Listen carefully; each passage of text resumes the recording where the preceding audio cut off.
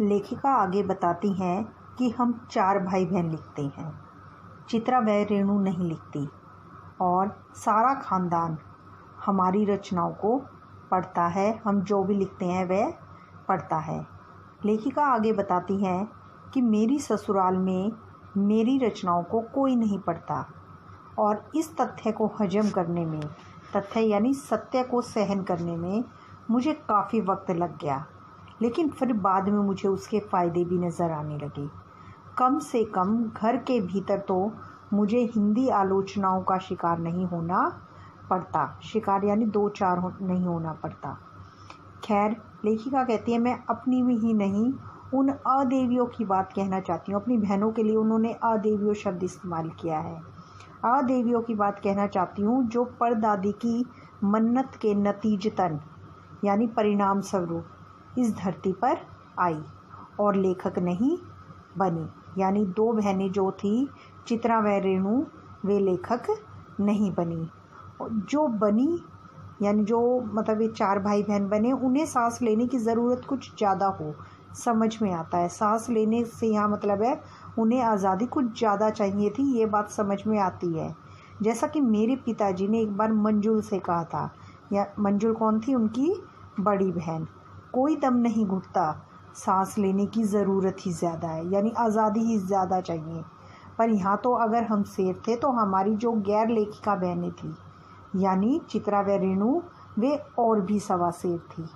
चौथे नंबर वाली रेणु का तो आलम यह था कि गर्मी की दोपहरी में स्कूल से वापसी पर जब गाड़ी उसे और उसकी छोटी बहन अचला को बस अड्डे पर लेने जाती तो रेणु उसमें बैठने से मना कर देती। उसका कहना था कि गाड़ी में बैठना सामंतशाही का प्रतीक है। लेखिका आगे बताती हैं कि उसकी माँ सब चीज़ों से उदासीन रहती थी, लेकिन पिताजी काफ़ी कुढ़ते भूनते अर्थात मन ही मन परेशान होकर बोलते रहते जब वह देखते थे कि अचला तो गाड़ी में बैठकर आ रही है, लेकिन रेणु उसके पीछे पीछे पसीने में तरब तर का मीनिंग होगा पसीने में तर हो जाना, बिल्कुल गीले हो जाना, खरामा खरामा धीरे धीरे आ रही है। बचपन में एक बार चुनौती दिए जाने पर उसने जनरल थिमैया को पत्र लिखकर उनका चित्र मंगवा लिया था। उनका जो चित्र था वह एक मोटरसाइकिल सवार जवान आकर उसके हाथ में दे गया था। यह देखकर पड़ोस में उसका रुतबा काफ़ी बढ़ गया था। गाड़ी में बैठने के साथ उसे इम्तिहान यानी परीक्षा देने से भी परहेज था, निषेध था, नहीं देना चाहती थी वह परीक्षाएं। स्कूल तो जैसे तैसे उसने पास कर लिया था, पर जब बीए के इम्तिहान की परीक्षाओं की बारी आई तो वह अड़ गई यानी ढीठ बन गई। पूछने लगी, पहले मुझे समझाओ कि ये बीए करना क्यों ज़रूरी है, तब उसके बाद मैं परीक्षा दूंगी। अगर मुझे यह यकीन आ गया यानी विश्वास हो गया कि हाँ बीए करने का फ़ायदा है तो मैं परीक्षा दूंगी, वरना मैं परीक्षा नहीं दूंगी। लेखिका कहती है कि हमने तरह तरह के तर्क दिए, तर्क यानी लॉजिक दिए। माँ ने कहा पिताजी से पूछ लो, तो वह इस बात का उत्तर लेने के लिए पिताजी के पास भी चली गई। जब रेणु पिताजी के पास गई तो पिताजी ने कहा कि अगर बीए कर लोगी तो नौकरी कर पाओगी, शादी कर पाओगी, लोग तुम्हें इज्जत से देखेंगे, वगैरह वगैरह, यानी बहुत तरह के उन्होंने तर्क दिए। कोई तर्क विश्वसनीय नहीं लगा, ना तो रेणु को लगा और ना ही खुद पिताजी को। आखिरकार पिताजी ने उसी कुतर्क का सहारा लिया जो बहुत समय से, युगों से माँ बाप के काम आता रहा है। कहा बीए करो क्योंकि मैं कह रहा हूँ इसलिए करो। रेणु ने बीए तो कर लिया सिर्फ पिताजी की खुशी के लिए, यानी सिर्फ वह पास होने लायक नंबर लेकर आई। सच बोलने में रेणु अपनी माँ से भी 2 कदम आगे थी, पर गनीमत यह रही कि आधा समय उसके सच सुनकर लोग सोचते थे कि वह मजाक कर रही होगी, इसलिए बिना मेहनत किए वह लोगों को हंसाए रखती थी। आज भी अगर उसे कोई इत्र भेंट करता है, इत्र का अर्थ होता है परफ्यूम इंग्लिश में, तो वह कह देती है नहीं चाहिए क्योंकि मैं तो नहाती हूँ। यानी लेखिका की बहन रेणु को बाहरी दिखावा बिल्कुल पसंद नहीं था, वह बहुत सीधी सादी थी। लेखिका ने बताया है कि तीसरे नंबर पर उसकी बहन चित्रा है। वह कॉलेज पढ़ने तो जाती थी, पर खुद पढ़ने से ज़्यादा उसकी दिलचस्पी, उसका शौक़ दूसरों को पढ़ाने में था। इसलिए परीक्षाओं में उसके खुद के नंबर कम आते थे और उसके शागिर्दों के, यानी उनके शिष्यों के, चेलों के ज़्यादा नंबर आते थे। पर अपने यहाँ लेखिका कहती है सब कुछ चलता था। जब उसकी शादी का वक्त आया तो उसने एक ही बारी में लड़का पसंद करके ऐलान कर दिया था कि शादी करेगी तो उसी से। अब मुश्किल यह थी कि केवल हमारे माँ बाप ही नहीं, खुद लड़का भी उसके निर्णय से वाकिफ़ नहीं था, यानी परिचित नहीं था। पर उसका कहना था वह जो सोच लेती है करके रहती है।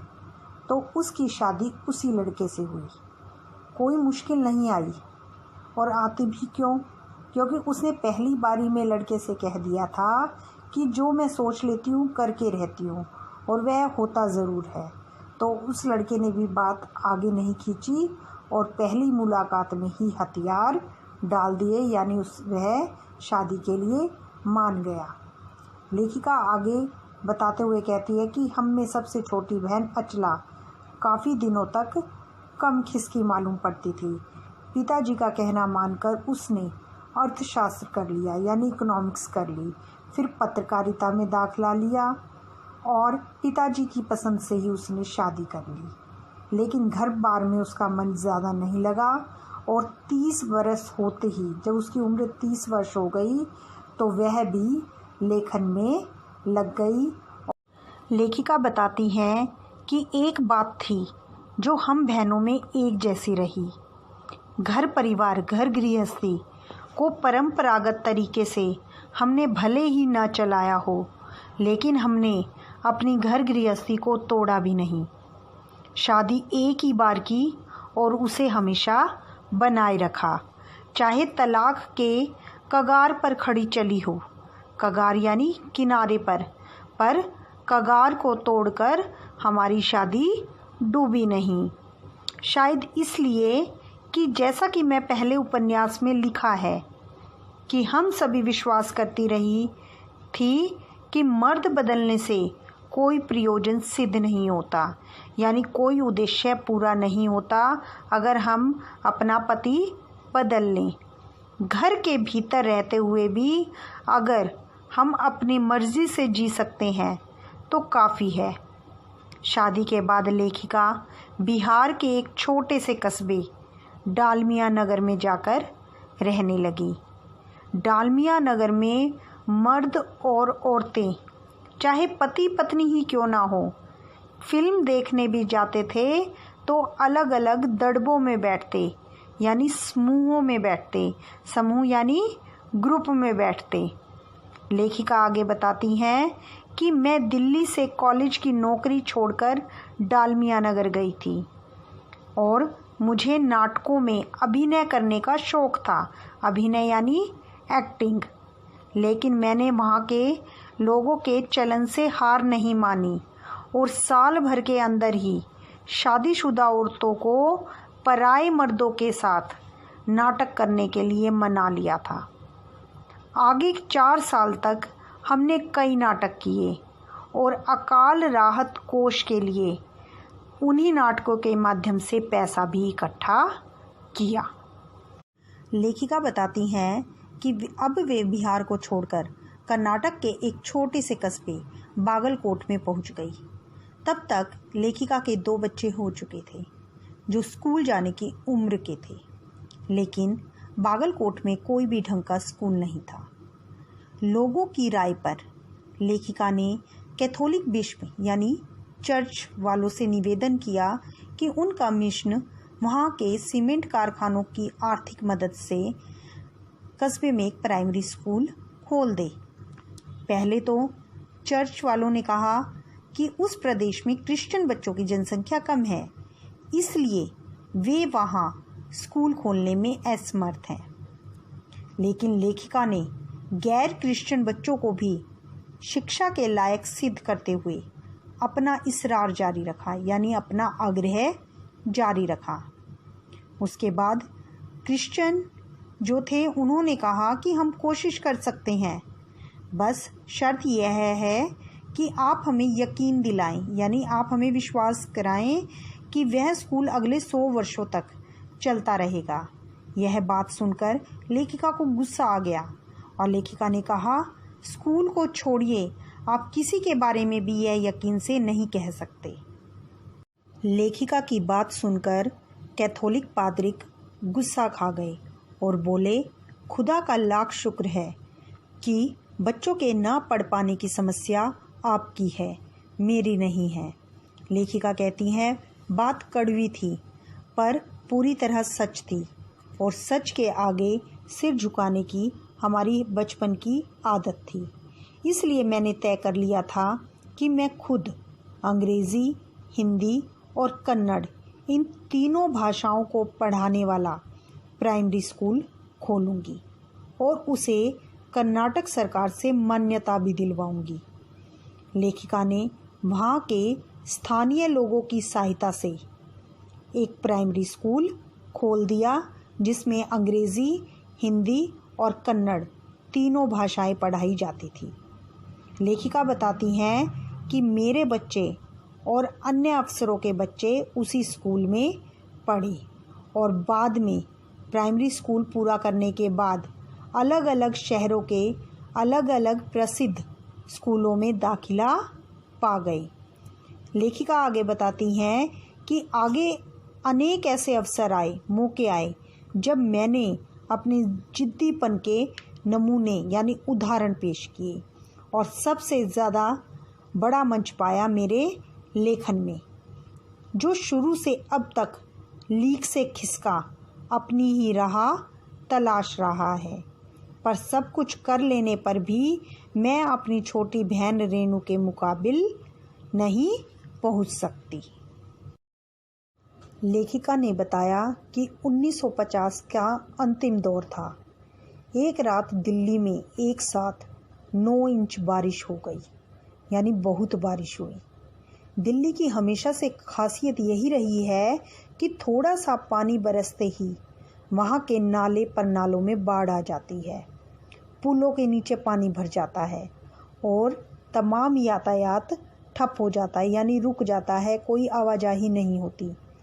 इस कयामती बारिश के बाद, कयामती यानी भीषण, बहुत ज़्यादा बारिश हुई थी के बाद तो सरकारी दफ्तरों के पहले तल्लों यानी फर्स्ट फ्लोर से फाइलें पानी में तैर आई थी।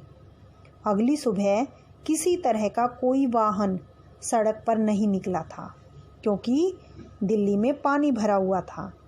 जाहिर है कि रेणु के स्कूल की बस भी उसे लेने नहीं आई। रेणु ने कहा, कोई बात नहीं, मैं पैदल चली जाऊंगी। सभी ने समझाया घर में कि स्कूल बंद होगा, मत जाओ। उसने कहा, आपको कैसे पता कि स्कूल बंद होगा? इस सवाल का जवाब, माकूल जवाब यानी अच्छा सा जो जवाब था, वो किसी के पास नहीं था। लेखिका आगे बताती हैं कि हमारे यहाँ पर फ़ोन लगा हुआ था और स्कूल में भी रहा होगा, लेकिन बारिश के चलते हुए वह भी खराब पड़ा हुआ था। तो रेणु अकेली ही पैदल स्कूल चली गई। सबसे अच्छी बात यह रही कि बारिश जो थी एक मुश्त यानी एक ही बार में बरसकर बंद हो गई थी। सड़कों पर पानी भरा हुआ था, लेकिन और बारिश नहीं हो रही थी। रेणु 2 मील पैदल चलकर स्कूल पहुंची। लेखिका आगे बताती हैं कि जैसा हमने कहा, स्कूल बंद पड़ा हुआ था। चौकीदार भी रेणु को देखकर दंग रह गया, पर रेणु को इस बात का कोई मलाल नहीं था, यानी दुख नहीं था। वह वापस 2 मील पैदल चलकर घर पहुंच गई। जब रेणु स्कूल से बारिश में वापस आई तो घर पर सभी ने कहा कि हमने पहले ही कहा था। यह सुनकर रेणु ने कहा, स्कूल बंद था तो मैं वापस आ गई, इसमें आपका कहना कहाँ से आ गया? लेखिका कहती है कि मैं सोचती हूँ कि कैसे रोमांच का यानी प्रसन्नता का उसने अनुभव किया होगा उस दिन। जगह जगह पानी भरा हुआ था, लब लब करते सुनसान शहर में निचाट यानी बिल्कुल अकेले अपनी ही धुन में मस्त मंजिल की तरफ बढ़ते चले जाना। लेखिका कहती है सचमुच अकेलेपन का मज़ा ही कुछ और है।